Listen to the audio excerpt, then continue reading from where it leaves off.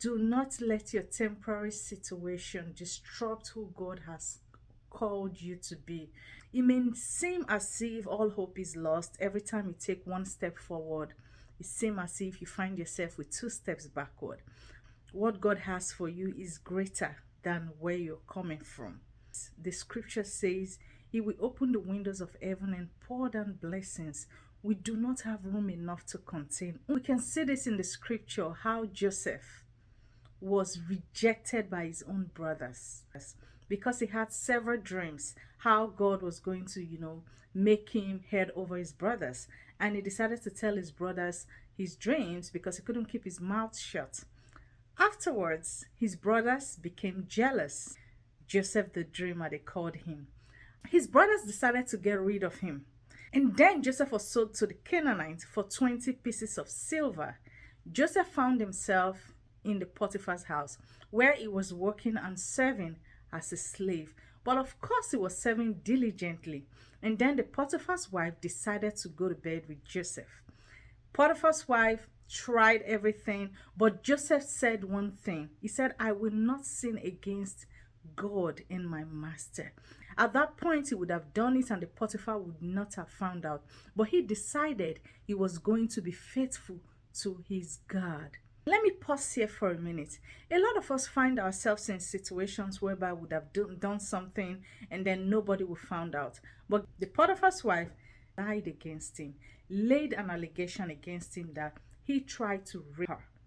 The Potiphar believed the wife and put Joseph in prison. Now let me duck here for a minute.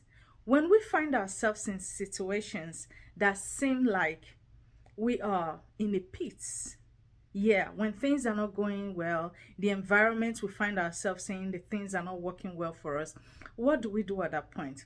Joseph did not give up on himself because he knew that he was born for greatness. When Joseph was in the prison, he knew Jeremiah 1 chapter 5 was a verse for him. At that point, because he knew he was born for greatness, he didn't give up on himself. He kept on interpreting dreams because that is what God puts in his hands. Let me ask you a question. What do you have in your hands that you are not using? That extraordinary gift the Lord gave you that you are not using. When you deprive other people of your gift that God has given to you, you are not using it to bless other people. It means you are depriving them of God's blessing. Yes, because you have the power and the ability to use what God has put in your hand, just like in the life of Joseph. While Joseph was in the prison, he did not give up on his dream, saying, my dream puts me in this situation, so therefore I give up. He kept on interpreting dreams in the prison.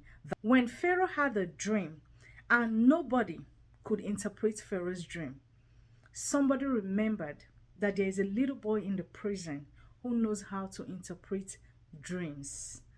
Why? Because Joseph did not keep silent in prison. Remember the dream Pharaoh had about the 7 fat cows and the 7 thin cows, and how the 7 thin cows swallowed the 7 fat cows up. Yes, Joseph was able to interpret Pharaoh's dream. Not just interpreting Pharaoh's dream, Joseph was able to proffer solution to the dream. At the point, told Pharaoh that he doesn't have the ability, but God will. It means he did not take the glory because he knew that God is the one using him to interpret the dreams, right? Remember, God always wants to take his glory. He doesn't want to share his glory with anyone. So, Joseph was appointed to be the administrator in all of the lands of Egypt, right? When the famine came, just as Joseph interpreted, these same brothers came in search of food to buy food from the land of Egypt. When the brothers came, what did Joseph do? At that point, a lot of people would have thrown them in prison, but Joseph forgave them. This is another point. Forgiveness is about you. It is not about the people who offended you. I possibly believe that while Joseph was in prison, he already forgave his brothers. Joseph forgave his brothers and gave them more than enough food to go with. But he needed to let them know that, yes, this is the boy that you sold to slavery. This is the boy that you sold for 20 pieces of silver. No matter the pit you're in, there's a purpose for your story. There's a purpose for your predicament. When you find yourself in a situation, do not give up on what God has put in your hand. Keep doing it.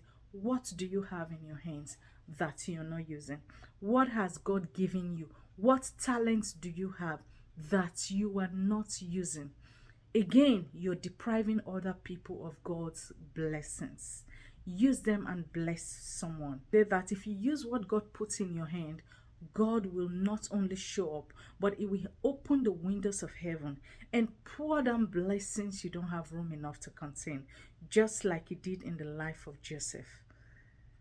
Ladies, remember, on every single video I make, it's all about ladies breaking boundaries. My name is Lisa, and I approve this message.